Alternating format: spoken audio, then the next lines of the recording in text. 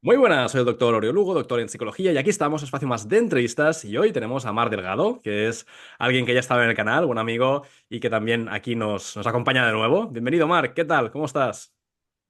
¿Qué tal, Uri? ¿Cómo estás? ¿Todo bien? Muy bien, muy contento de tenerte aquí. Nos vimos hace poquito en persona y quedaba pendiente también este encuentro virtual, que es el segundo ya en este espacio, en este canal.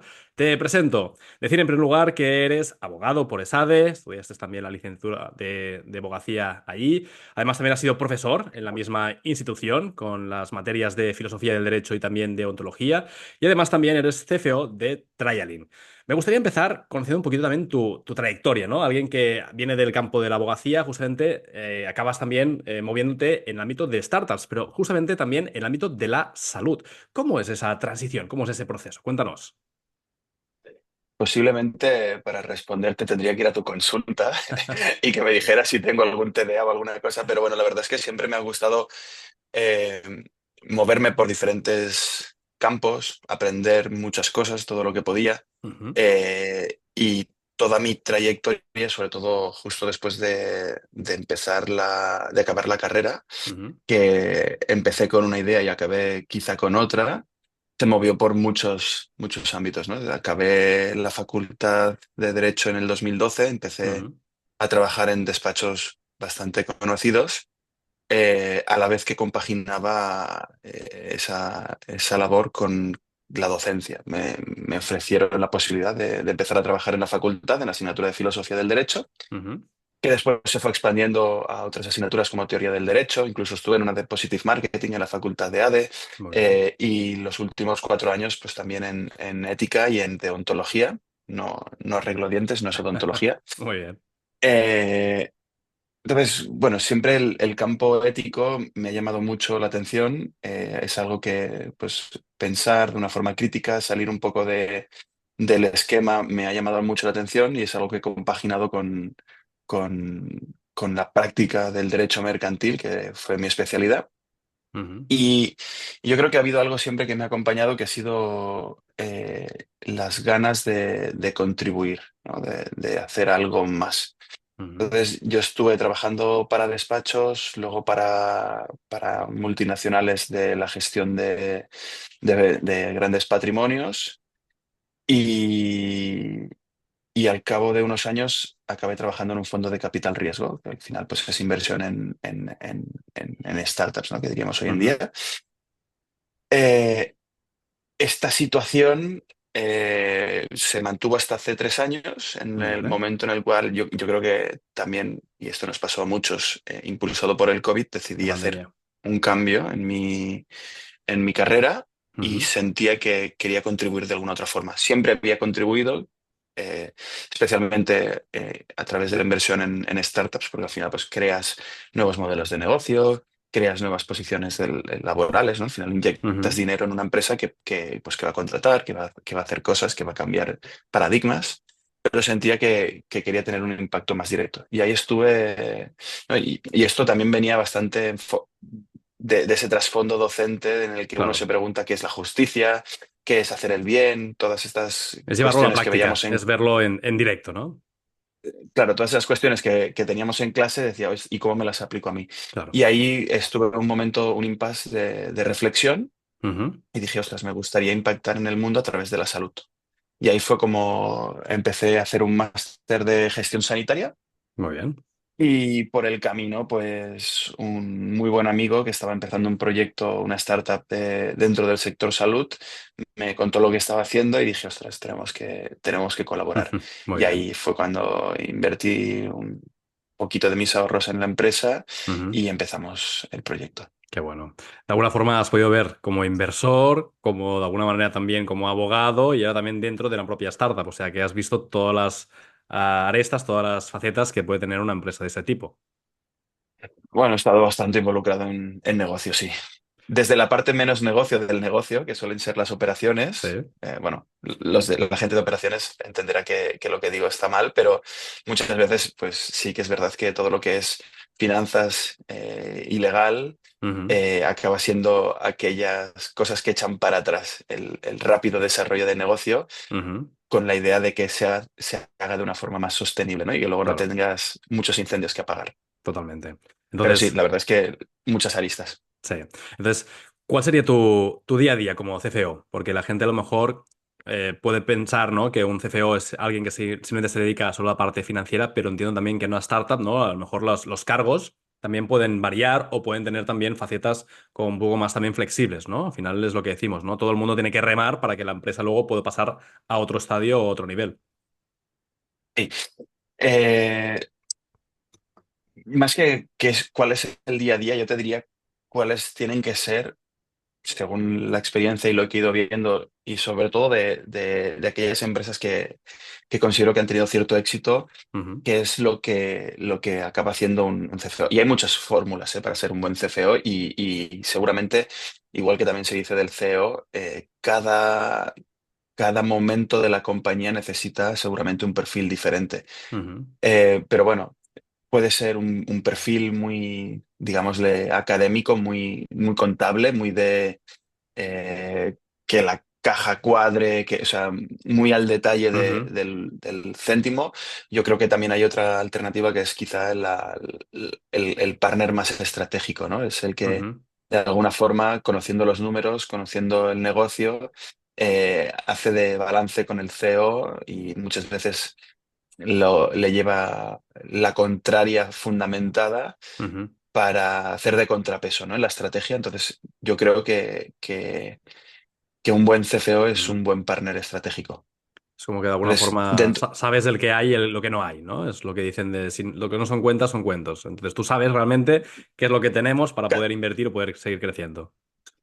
cada rol tiene unos KPIs, ¿no? Y tiene unos Ujú, objetivos que cumplir. Y hay veces que tiene que haber un contrapeso para que estos objetivos globales, por encima del rol de cada uno, pues se puedan cumplir. Si el rol de alguien es vender, vender y vender, pero no hay un contrapeso de, ostras, vamos a firmar contratos que tengan sentido, a lo ujú. mejor has vendido mucho y a los 5 años o a los 3 años la empresa se enfrenta a una demanda multimillonaria o tiene un Ya. problema con la Agencia de Protección de Datos o X, ¿no? Entonces, yo creo que el objetivo global de crecimiento de la empresa va acompañado del crecimiento interno de los roles de una forma bastante paralela. Entonces, dicho esto, yo creo que un CFO tiene, y aquí cada uno pues, tendrá su definición, ¿no? Pero yo Ujú, creo que tiene algunas aristas que son bastante importantes, ¿no? Yo creo que una principal puede ser toda la llevanza de la contabilidad. ujú, Esto es verdad no deja de ser importante y al final es una parte financiera que es relevante.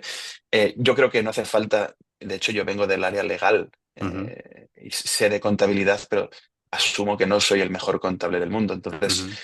tienes que acompañarte de un equipo. Normalmente, sobre todo las empresas jóvenes, pero cualquier pyme española se acaba apoyando en una gestoría externa que le lleva la contabilidad y que al Claro. final pues, está más al día a día de la normativa contable y fiscal y puede Ujú, aportar más, ¿no? Y correcto. da ese valor añadido por un coste relativamente bajo. Pero bueno, hay que supervisar que se lleve la contabilidad y que Ujú, esté hecha. Yo creo que luego hay otra parte importante que es la de recursos humanos, que se complementa muchas veces. Yo creo que un CFO y sobre todo si tiene una vertiente legal, acaba instaurando muchos procesos. Entonces, toda la parte de liderazgo del recruiting creo que tiene que formar parte del roadmap de un ujú, CFO ujú. siempre apoyándose en equipos expertos, ¿no? Pero ya Claro, pueden ser externos o normalmente estos pueden ser más internos, pero es algo en el que apoya mucho porque al final, pues toda la parte de contratación y todo el tema legal lo va a llevar el CFO con el experto laboralista que tenga interno o externo de nuevo. totalmente. Eh, Todos los que son controles, permisos, ¿no? Pues es que tengo permiso de residencia, pero ¿puedo trabajar o no? Todas esas cosas son cosas que se suelen liderar desde el departamento del CFO. Ujú, Luego ya también hay partes más estratégicas, como podrían ser todo el área de M&A, hacer una estrategia de crecimiento que se le llama inorgánico, es decir, no solo crezco por ventas, sino que también crezco adquiriendo otras compañías. Luego ujú, ya un rol más estratégico y decir, oye, ¿cómo defino la estrategia de la compañía a futuro, ¿no? Pues ujú, definiendo con el management cuáles son los KPIs y entendiendo que los financieros suelen ser muy relevantes cómo los vamos cumpliendo, ¿no? Entonces, cómo marco la estrategia futura también a través de lo que sé que está pasando en mis finanzas. Pues entender Ujú, cuál es el coste de adquisición de un usuario, el coste de adquisición de un cliente, cuál es el churn, ¿no? Cuántos clientes te han dejado al final del mes, cuál es el ciclo de compras o el ciclo ujú. de ventas, los periodos medios de pago y de cobro, que todo tenga un balance, ¿no? Y al final esto acaba siendo información que se suele pasar por alto, pero que tiene un impacto brutal tanto en la caja Qué bueno. como en la vida de la empresa. Y uno de los aspectos también clave en una startup es el hecho de poder tener la suficiente financiación como para poder continuar creciendo, continuar avanzando. Supongo que también es el Ese, reto se- ese, de las startups, claro. Ese sería el quinto pilar, ¿no? Ujú, Que se pasa, bueno, yo creo que cualquier startup lo tiene siempre en la mente, pero ujú, hay veces que no se sabe organizar, que es el tema del fundraising. Yo creo que esta es un área en la que CFO y CEO tienen que trabajar muy en conjunto para conseguirla. O sea, para ujú, llevar a la compañía al siguiente nivel. No es necesario en todos los casos hacer rondas de inversión, pero en los casos en los que se considera estratégico hacerlo, es importante que haya una buena conexión entre las dos partes. El CFO suele diseñar el flujo de caja, el budget para los próximos 3, 5 años. Es decir, oye, hablando con los diferentes equipos, voy a montar un presupuesto y voy a ujú, ver cuánto dinero voy a necesitar para lograr los objetivos que el CEO se ha marcado, ¿no? Entonces, ujú, de alguna forma ahí dices, piensas en dilución, cuánto se va a diluir el accionariado actual, ujú, piensas en cuánto dinero necesito, no cuánto quiero, porque muchas veces una persona piensa en que cuanto más mejor, ¿no? Y eso es lo que quiere, pero lo que necesita es otra cosa. Y ujú. además eso que necesita suele ser mejor que lo que quiere, porque meter mucho dinero en tu caja o hacer valoraciones excesivas en momentos muy tempranos puede ser muy contraproducente para la startup. Claro. Entonces yo creo que esto es algo que define mucho el CEO, perdón, el CFO, Ujú, y, y lo acaba de afinar con el CEO, que es el que tiene que hacer la venta, ¿no? De este fundraising. Es decir, al final tienen que ser las dos partes involucradas al mismo tiempo en reuniones con inversores, uno tras otro, uno tras otro, uno tras otro, el CEO vendiendo el pitch y el CFO defendiendo el porqué, ¿no? ujú. De esa ronda.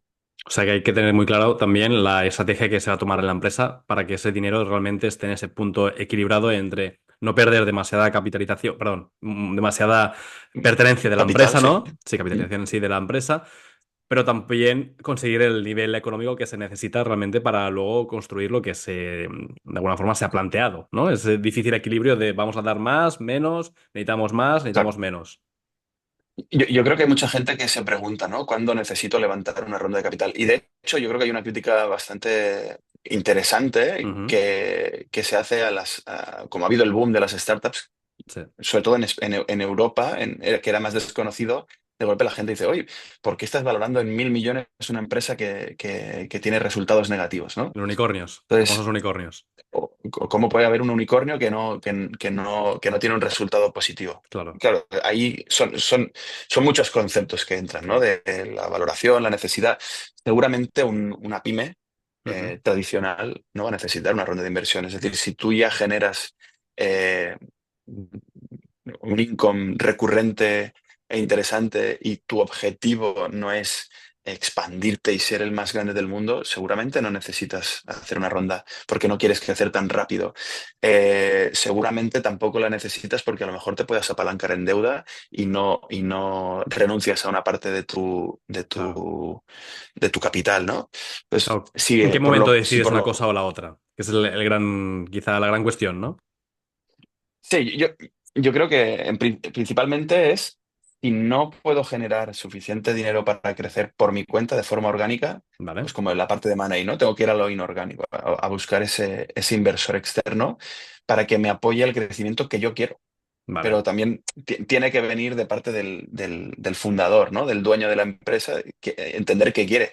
Porque, no sé, Uri, tú eres empresario, a lo Ujú, mejor eh, tú quieres tener una empresa que funcione en tu localidad y que ujú, te vaya bien ahí, o a lo mejor quieres una empresa claro. que exporte sus servicios a nivel global. Entonces, Ujú, bueno, ahí vas a ver cómo con lo que tú generas puedes conseguir o no esa estrategia. Ujú. y la otra parte importante, entender que cuando entra un inversor, no solo cedes capital, sino cedes poder, ¿no? Claro. Entonces, gran parte de las decisiones estratégicas de esa compañía ya no van a ser solo tuyas, van a ser también de tu inversor. Que por otro lado, te va a dar no solo dinero, que es lo Ujú. que se ve en general, sino que te va a dar un know-how y un Vale. expertise y un network. Bueno, he dicho tres Claro. palabras en inglés, pero al final es conocimiento y contactos lo que te Contactos. da, ¿no? Que es la diferencia Y al quizá final con un banco, ¿no? Que a lo mejor tú puedes ir a una línea de crédito, abrir una línea de crédito con cualquier entidad bancaria, pero no vas a tener tampoco ese apartado, digamos, de esa figura que puede ayudar también en la compañía, ¿no? el banco es 100% pasivo. Entonces te da el dinero y espera que tú le vayas devolviendo mes a mes la cuota. Claro, El claro. inversor suele ser muy activo. Luego hay más inversores más hands-on y más hands-off, en el sentido de que hay Vale. inversores que se meten más en el negocio y otros que se quedan más, oye, tú eres el que lo ha montado, confío en ti. Ujú. Pero igualmente, su papel es activo. Entonces, van Ya. viendo cuáles son las métricas de la compañía, van pidiendo reports, se van reuniendo contigo, más o menos activo, pero siempre hay una actividad, ¿no? Y están ahí para ayudarte, porque su interés, aunque pueda haber conflictos de interés, pero en general, en la mayor parte de los momentos, suele ser bastante alineado al tuyo, que es que crezcas para que haya una ronda mayor y el dinero que ellos han puesto se multiplique en valoración, ¿no? Y que Ujú. puedan vender la compañía al cabo de unos años con unos retornos determinados, que al final esa es otra gran diferencia con el banco. Yo creo que alguien que se mete en el mundo del venture capital tiene que eh, al menos aceptar que es muy posible que su empresa vaya a dejar de ser suya en los próximos años, porque el venture capital, el fondo, necesita salir de tu empresa, porque tienen una vida útil de 10 años los fondos de inversión. Es decir, en Claro. 10 años yo tengo que cerrar mi fondo y repartir todo el capital a mis inversores, a los limited partners, ¿no? De que están Ujú. encima. Por lo tanto, toda inversión que el fondo hace en una startup se tiene que recuperar. Ujú. Totalmente. Y eso se recupera normalmente a través de la venta. Ya. Puede ser por una salida a bolsa, puede ser porque el founder, es el CEO, bueno, o el fundador, recompre las acciones, puede ser porque entre otro private equity y solo lo que se llama un secondary compre las participaciones. Claro. Pueden ser muchas otras cosas, pero el escenario ideal para el fondo al final acaba siendo la venta, Exacto, porque es es una lo que le va a inversión, dar. claro, es una inversión como cualquier otra. Y luego también hay como una especie Exacto. como de pirámide, ¿no? En el sentido de que al principio se empieza siempre o normalmente con un tipo de perfil de inversor, luego otro tipo de perfil, ¿no? Las típicas Sí, rondas de seed, semillas, si sí. son ronda primera o ronda A, ronda B, ¿no? Se van creando también ese Cuando, tipo de niveles. cuando alguien se plantea hacer una ronda de inversión, tiene que entender dónde está su startup y qué es ¿Vale? lo que aplica. Lo que hablábamos del CFO montando la Mm. estrategia y el business plan y decir, vale, ahora estamos en una fase pre-seed. Tengo que Claro. hacer un MVP, el Minimum Viable Product, ¿no? Lo mínimo que Sí. funcione para mostrar al mercado lo que estoy haciendo y para eso voy a necesitar fichar tal, tal, tal y voy a gastar tanto en marketing, voy a gastar tanto en no sé qué. Necesito una ronda de 100.000 euros para sobrevivir los próximos 12 meses, por Vale. ejemplo, ¿no? Que suelen ser pues muy pocos salarios y muy pocos gastos, porque al final lo que haces es casi que un Miro o una plataforma que enseñe lo que quieres hacer, pero no es el producto como tal. Eso es lo Correcto. que normalmente se le llama pre-seed. Ahí entran aceleradoras, incubadoras, que, bueno, yo creo que ya cada vez se usan menos, pero bueno, también entran los business angels, ¿Cuál es la los diferencia entre families. una incubadora y una aceleradora? Porque no sé si a lo mejor se solapan en algún aspecto o están complementarias. La verdad es que no sé si te voy a dar una respuesta súper técnica ni concisa, pero mi opinión es que al final una es la que hace crecer el negocio. Es una empresa que tiene la idea Vale, y busca al CEO que, vale, que acabe llevando esa idea a cabo, ¿no? Y te incuba.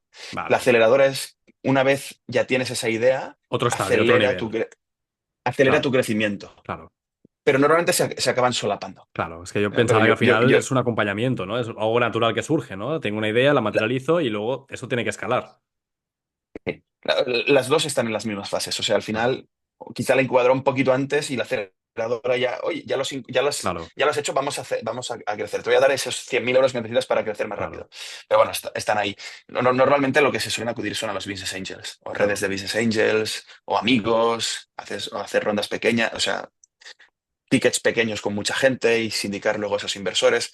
Eso Que es una supongo que ahí pre-seed. también Y luego, das poco de la participación de la empresa, ¿no? Porque si también si en un principio ya das sí, mucho, luego no podrás tampoco revender esto a otras rondas, ¿no? claro. Es que ahí entra siempre el juego. Y yo creo que lo más inteligente en estas primeras rondas, en la pre-seed y en la seed, y incluso hasta la serie A, pero ya ahí es más difícil. Ujú. La valoración es que es muy difícil hacer una valoración y es muy difícil hacer una valoración técnica o financiera, que a Ya, nosotros nos pasaba cuando estábamos buscando la ronda SIT, que nos decían, no, pero vamos a hablar de métricas. Y es como, o sea, estamos en un momento en el que no podemos hablar de métricas, pero tenemos un producto y tenemos una idea, una visión, un mercado. Entonces, intentemos salir de la parte más técnico-financiera, porque entonces es imposible que lleguemos a porque con las métricas que suele tener una startup en una fase tan temprana, la valoración o pones múltiplos irreales o la dilución acaba siendo estratosférica y tú no le ya, puedes pedir a un founder que en una primera ronda o en una segunda ronda se diluya a menos del 50%, claro, porque nadie va a querer acompañarte en una serie A. Es decir, si tú llegas a un fondo como donde trabajaba antes en Nauta, con menos de un 50%, pero no digo que no te vayan a invertir, pero va a ser difícil, claro. Necesitas al menos porque el el founder ya 51, no ¿no? es tan founder. O sea, sigue siendo founder, pero claro, tiene muy poco peso Claro, y además porque después de esa ronda aún se diluirá más. ya. Entonces, hay una parte estratégica que nosotros la ronda la levantamos sabiendo cuánto dinero queríamos Ujú. y cuánto nos queríamos diluir máximo. Vale. Es una regla de tres, ¿no? Si me necesito, voy a inventarme las cifras, ¿no? Pero Sí, sí, necesito 2 millones y me quiero diluir un 20%, pues ahí te sale la valoración. claro. Esto hasta fase seed lo puedes conseguir. Hasta fase serie A, que es la siguiente, bueno, ahí podrías defenderlo, pero te va a costar más, especialmente en el mercado europeo, que es más financiero, más técnico que el americano, Vale. pero lo puedes defender. Y yo creo que esto es algo que tienen que tener siempre en cuenta los fundadores cuando están empezando un proyecto, porque luego dicen, "Oye, ¿cuánto me diluyo y tal?". Ostras, tienes que saber tú cuánto te quieres diluir. Y intenta ir con máximo un 20% diluido hasta que llegues a una serie A, hasta que vayas a pedir 3 5 7 millones de euros de Ujú. cash-in, de dinero que te entre. Porque si no, vas a estar en una situación muy compleja, muy, muy compleja. Claro. Y supongo que también las empresas de hoy en día lo que buscan es realmente crecer rápido, ¿no? Que también yo creo que ha sido ese boom de las startups, que también por otro lado ha habido mucha crítica, ¿no? De decir, a lo mejor se ha frenado la inversión porque había demasiado humo, ¿no? En el sentido de que eran empresas que no estaban Claro. quizá con un producto rentable o no quería la gente Mm. arriesgar tanto. Es que una empresa tecnológica de por sí, especialmente las que están en un océano azul, ¿no? En estos que se conocen, Ujú. que estás investigando prácticamente por qué las cosas no se hacen así. Sí, es muy lógico, sí, pero tienes que cambiar la mentalidad del mercado, ¿no? Incluso en el Claro, sector donde estamos nosotros es como si lo que hacemos es lo más lógico. Ya, pero tienes que cambiar la mentalidad de la industria farmacéutica por el ya. camino. Entonces, eso lleva un tiempo y sobre todo tienes costes relevantes, ¿no? Porque desarrollar un producto es caro.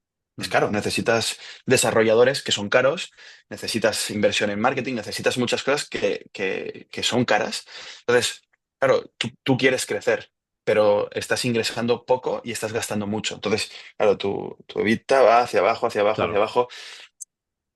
Y durante muchos años es muy fácil que acabes dependiendo de inversión externa para poder seguir contratando y seguir haciendo que ese producto se convierta en el producto, ¿no? Que Ya. cambie el paradigma. Entonces, esto, por ejemplo, en los fondos de inversión está lo que se le llama la J-curve, la curva Sí, J, sí. y yo creo que también aplica bastante a la línea de levita ¿cómo se llama? De la startup, que Ujú. al final, oye, es que inicialmente siempre va a ir para abajo, Claro. ¿no? O sea, Como un palo los de hockey, gastos, ¿no? Sí, sí, sí. claro, sí, hockey o una J, ¿no? Pero al final Sí, los sí, sí. gastos inevitablemente van Hasta a que luego superar a los vuelva. ingresos Sí, y la idea es que esto que no sea una línea eterna hacia abajo, sino claro. que llegue un momento que se recupere. Ahora, el momento en el que se recupera puede ser a los 2, Sí, 3, sí. 5, 10 años. O sea, O hay nunca, muchas ¿no? Que empresas que también hay tardan empresas que lo hacen o o, no. o, Claro. Todo tiene su o acabes, riesgo. o acabes liquidando o a lo mejor te compran con un EBITDA negativo, pero porque tienes Ya. otra cosa, Claro. ¿no? Sí, sí, sí. O eres un partner estratégico y si te compro ahora, aunque estés en negativo, es que me va a llevar a otro lado. Claro. Entonces, esto es lo que se suele ver mal, pero lo que pasa es que las inyecciones de capital son para ayudar a la compañía a desarrollar producto y crecer, Ujú. principalmente. Totalmente. Entonces, necesito desarrollar un producto. Voy a contratar a un equipo de backend, frontend, full Ujú. stacks. X. A lo mejor te estás gastando entre 200 y 500 mil euros al año. Ya, Cuando es un producto que estás desarrollando, ¿cómo lo ingresas ese dinero? Es imposible. ya. Entonces, para seguir desarrollándolo, necesitas esa inversión externa a través de un fondo profesional o a través a lo mejor de un colega que le sobra el dinero y te lo deja. Pero al final es como yo sé que esto lo va a petar, va a ser el próximo meta o lo que sea, pero para llegar a esto yo tengo que ir pagando cierta... El founder normalmente no se paga a sí mismo, ¿no? Pero sí que no le puede decir a los otros, oye, toma una promesa, ¿no? Tienes que dar dinero porque tiene que pagar su alquiler y todo. Por eso Exacto. siempre decía que haces un bien social, ¿no? Porque acabas desarrollando productos que transforman industrias y porque por el camino estás dando de comer a A mucha familias. gente, Exacto. a familias. ¿Y cómo convences quizá a esos inversores, esos business angels o esos fondos de inversión? Porque supongo que el apartado técnico es tener los deberes hechos, que eso supongo que hoy en día relativamente es fácil, ¿no? De llevar, ¿no? Es más, si tienes una gestoría, como tú decías, prepárame, ¿no? El plan de lo que tenemos ahora y luego es un plan de inversión. Pero supongo que hay un apartado más humano, ¿no? Con las negociaciones. Eh, eso que tú comentas es la due diligence, que es lo que viene al final, ¿no? Cuando ya has convencido al fondo y entonces te hacen lo que se le llama la due diligence, que puede ser tecnológica, puede ser legal, puede ser financiera, Vale, que acaban viendo que tu empresa es lo que dices ser, ¿no? Que no me has mentido claro. con las ventas, que el producto está como me has dicho que estaba, que no hay riesgos de Ujú. GDPR, que no hay riesgos de ciber, que no te van a hackear, que tienes la propiedad intelectual protegida. Al final, eso es el core de la due diligence que se acaba Ujú. haciendo una vez has convencido al fondo de que Ujú. entre. Y ojo, que hay veces que las startups no consiguen levantar rondas de capital por las due diligence, porque, oye, el genio del CEO es súper genio, pero tiene un desastre Ya. montado ahí dentro que no veas, ¿no? Pero el convencer va antes. Nosotros, ¿cómo lo hicimos? Fue, bueno, tampoco es rocket science, ¿no? Pero es buscar todos los inversores y yo creo que esto, como yo venía del sector del capital riesgo, hicimos una cosa creo que bastante bien desde el principio, Ujú. que fue segmentar el target de los inversores a los que íbamos a ir. Yo Ya. trabajando en Nauta, por ejemplo, que es un fondo de inversión en startups SaaS B2B, Ujú. pues me acuerdo que me llamó un tío diciendo que si queríamos invertir en una granja que estaba creando. Es como, hostia, tío, no te has mirado lo que somos, ¿no? Ya. Eh, entonces, creo que hay que entender quién eres tú y a qué fondos puedes ir. Y esto Ujú. nosotros lo hicimos, pues buscamos fondos que buscasen empresas SaaS, B2B, del sector salud a poder ser. Ujú. Habían otros que eran agnósticos, pero sobre todo si conocían el sector salud nos ahorrábamos a lo mejor 2 horas de charla. Claro. Entonces contactamos a más de 100 fondos, nos reunimos con todos ellos y les presentamos nuestro pitch. En el pitch, pues la persona que le interese lo podrá buscar en cualquier lado, pero hay como algunas cosas mínimas, ¿no? Pues explicar cuál es el problema, cuál es la solución, cuál es el equipo, cómo va a ser el producto, cuál es el mercado, que al final es ciencia ficción. Ya. Y al final te acaban pidiendo un business plan que te has inventado, porque tú no sabes cuántas ventas vas a estar haciendo dentro de 5 años si ni siquiera tienes el producto desarrollado. Claro. Y cuando lo estás haciendo dices, es una tontería, pero en verdad lo que están validando es tu ambición, ¿no? Claro. Hacia dónde quieres ir, cómo quieres llegar y también entender, pues claro, si el mercado es de 4 personas, no es lo mismo el Ya. dinero que te voy a dar que si es de 5.000 millones de personas, ¿no? So- Entonces, O sea, que sobre todo, luego, Marc, lo que les da seguridad es ver que el equipo que va a desarrollar esa idea o ese proyecto o esa empresa sea ambicioso, ¿no? Que sea un equipo que realmente va a lograr esos números que está planteando, que haya la seguridad de decir, lo van a hacer, ¿no? lo van a hacer, saben hacerlo, Vale, porque vienen del sector, no sé, nosotros estamos en el sector salud, pero claro, si es una persona que su background es marketing, a lo ya, mejor, pues quizá, no es que no, pero a lo ya, ya, mejor vas ya. a tener más dudas, ¿no? Entiendo. O vas a pedirle que se rodee de otros cofundadores más técnicos en eso, porque le dará más network X por mil razones. Pero claro, necesitas saber que la persona tiene una buena visión, un buen producto y un buen equipo detrás que se lo va a poder, y una ambición, ¿no? Para Ujú. poder desarrollarlo. Y la ambición es necesaria porque al final ellos nos preguntaron 1000 veces, ¿cuál es tu roadmap para llegar a 100 millones de income? Ujú. Es como, hostia. Claro, ellos quieren saber que, no que vayas a llegar, pero que al menos puedas tener esa ambición, Hay una porque meta solo si marcada, llegas, claro, porque solo si aspiras a eso, ellos claro. podrán hacer una venta que a ellos les va a dar un retorno. Al final, no es que solo 2 de cada 10 compañías que invierten un VC tengan éxito, son más, pero sí que una o dos son lo que se les llama fan makers, es decir, que esa compañía vendida ya te ha dado el mínimo de retornos que necesitas para ese fondo. Entonces, es muy difícil encontrar esa una y muchas veces no la encuentras. Entonces, tienes que intentar que todas sean fan makers para que esa sea un fan maker. Las demás, o tres, cuatro se acaban cerrando de cada 10. Las otras tres, cuatro te dan un 1x, te devuelven el Ujú. dinero y ya está. Y luego el resto, pues hay un fan maker y el resto son que te dan un 2, un 3, un Claro. 4x.